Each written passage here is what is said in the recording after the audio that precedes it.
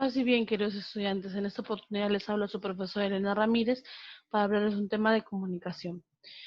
Antes de empezar, recordarles que estamos pasando pues una situación bastante difícil en cuanto a salud. Solamente decirles que se cuiden mucho, que reflexionen sobre lo que están haciendo, lo que deben de mejorar, de hacer como personas también, ¿no? Y cuidarnos bastante y rezar bastante a Dios. Ahora, a comenzar con la clase de hoy, que es sobre géneros literarios. Ese tema nosotros ya lo habíamos visto, pero no tan extenso. Lo vimos al inicio cuando comenzamos las clases en colegio. La capacidad que vamos a trabajar es obtiene información del texto escrito, el desempeño específico es identifica información explícita, relevante y complementaria, seleccionando datos específicos de los géneros literarios. Vamos a leer aquí un texto que dice: el séptimo caso me afecta. Entramos a una casa y hay una mujer en el piso. La vemos aplicando primeros auxilios a su madre. Ella me dice que su mamá ha dejado de respirar y que tiene los síntomas.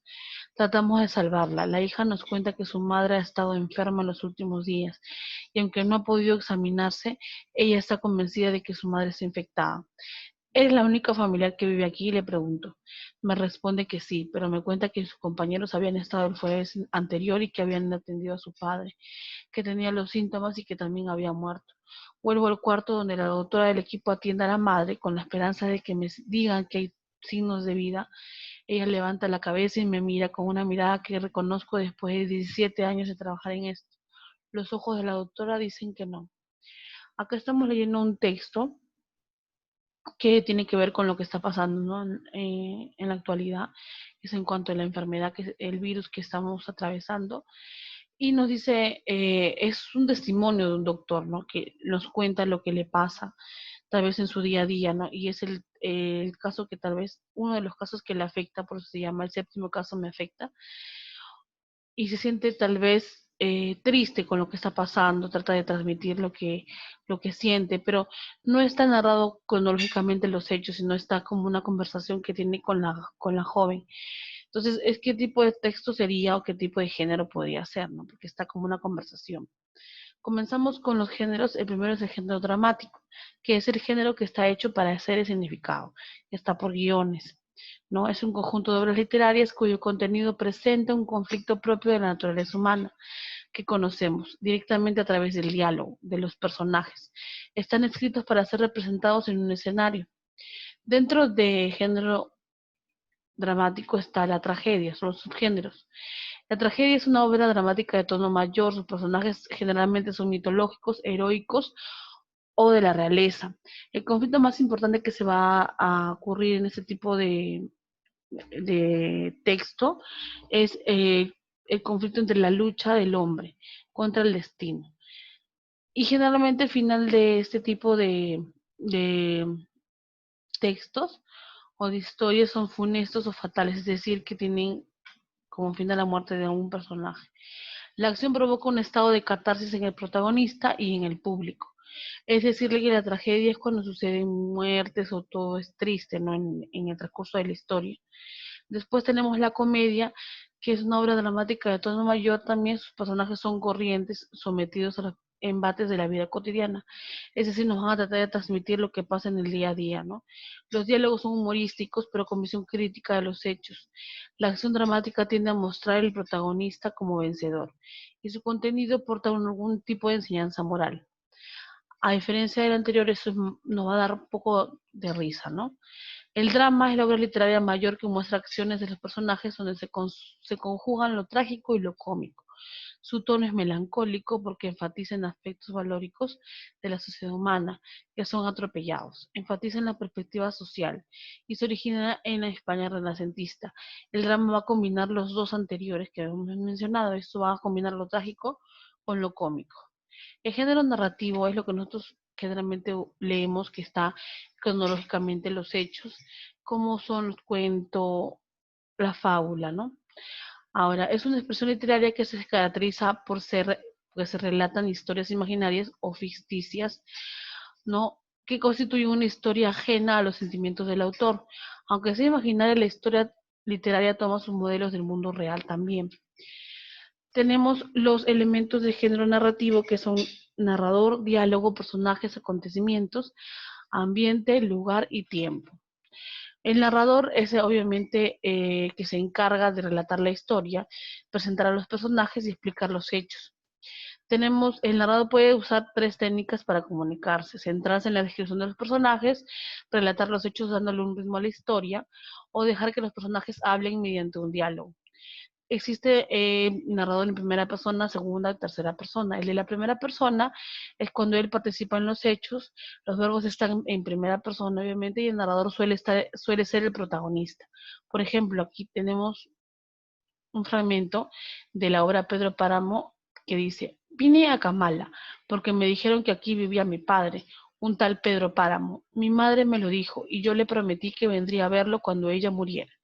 Está narrado en primera persona y el que está hablando es un protagonista. La segunda persona es poco frecuente. En este caso el narrador se dirige a otros o a sí mismo. Ejemplo: duerme sin soñar hasta que el chorro de luz te despierte a las 6 de la mañana, porque ese techo de vidrio no posee cortinas. Te cubres los ojos con la almohada y tratas de volver a dormir. En tercera persona es el que también no está incluido en la historia, menudeando el paso y saltando sobre los obstáculos que hallaba en su camino. La Nela se dirigió a su casa, que está detrás de los talleres de la maquinaria. También se clasifica el narrador de acuerdo al grado de conocimientos, a lo que él sabe o conoce de la obra. El omnisciente es el que sabe todo, hasta los pensamientos y sentimientos del protagonista, de los personajes. Ejemplo: Giro giró y comenzó a nadar hacia la playa, a chapotear más bien con desesperación, y de pronto rogaba a Dios que lo salvara. Está hablando sobre sus sentimientos, lo que era, incluso hasta lo que pensaba. Los que Después hay el que tiene conocimiento ilimitado, o sea, que no conoce lo que va a suceder, conoce lo que va a suceder, pero no conoce los sentimientos y pensamientos del protagonista o de los personajes. El diálogo puede ser estilo directo o indirecto, ¿no? El directo es cuando el modo de hablar debe evidenciar de forma de ser, el diálogo es espontáneo y fluido, ¿no? En el estilo indirecto se pierde la espontaneidad. El narrador señala los aspectos de la conducta y el narrador indica qué personaje va a hablar. Los personajes son entes de la ficción creados por el autor, que participan en los acontecimientos. Pueden ser principales o protagonistas y los secundarios. El espacio es el lugar donde transcurre toda la historia, pero la clasificación del espacio puede ser el espacio físico, que es claramente el lugar donde se dan los hechos; el psicológico, que es la atmósfera espiritual, o sea, si la atmósfera está triste o es alegre; y lo social, que es el entorno cultural donde se están desarrollando los hechos narrados. Influencia del espacio en los personajes. A veces puede influenciar el hecho del contexto donde se da en el actuar del personaje. El tiempo es un relato que adquiere un valor diferente según sea real o imaginario. Es decir, el tiempo va a cambiar según el relato sea real, que es cronológico según los hechos, va a ser lineal o imaginario.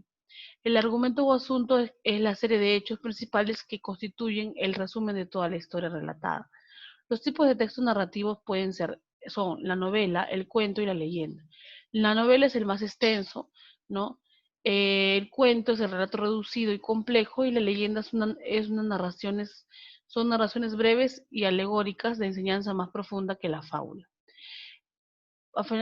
Para finalizar, tenemos el género lírico, que es aquel donde el poeta expresa sus propios sentimientos. Es de carácter subjetivo, es decir, va a decir todo lo que él siente y lo que quiere transmitir hacia un tema específico. A diferencia del texto dramático y el narrativo, el género lírico no intenta representar, sino expresar. Por esa razón, la función del lenguaje que predomina es el género lírico. En el género lírico es lo emotivo. El poeta es la persona que crea la obra, ya sea por escrito o en forma oral. El hablante lírico es el ser ficticio que el poeta utiliza para narrar y para tratar de transmitir los sentimientos y emociones, ¿no? Ahora tenemos lo que es la actitud del hablante, que puede ser denunciativa, apelativa o de canción carmínica. Luego, el motivo lírico es la idea o concepto que da origen a una obra lírica. tenemos las rimas que son la consonante y la asonante. En ese caso, la rima consonante es aquella que termina igual, tiene el mismo fin de una palabra con la otra. Luna, cuna, ventana, manzana.